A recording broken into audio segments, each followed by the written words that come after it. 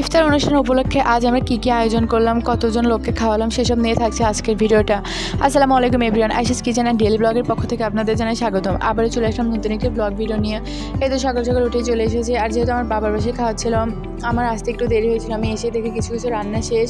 আর এখানে মাংস ধোয়া হচ্ছে, মাংসটা ধুয়ে নিচ্ছে। তারপরে আমি চলে গেলাম কী কী রান্না করেছে সেটা দেখতে। আমি আসার আগে দেখলাম বুন্দি, মুরগির মাংস, তারপরে হচ্ছে পায়েস, এগুলো আগে রান্না করে রেখেছে, তাই আপনাদের সাথে শেয়ার করতে পারলাম না।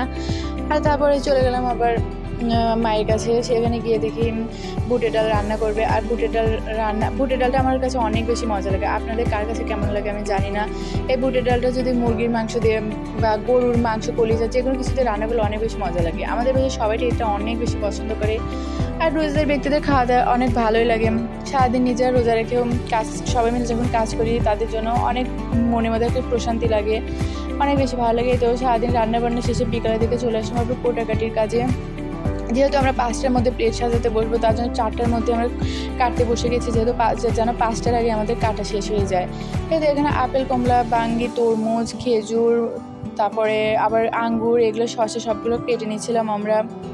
আর আমাদের প্লেট সাজাতে হয়েছিল 80 বা 90 জন এরকমের মতো, 90 জনের মতো মনে হয় প্লেট সাজিয়েছিলাম।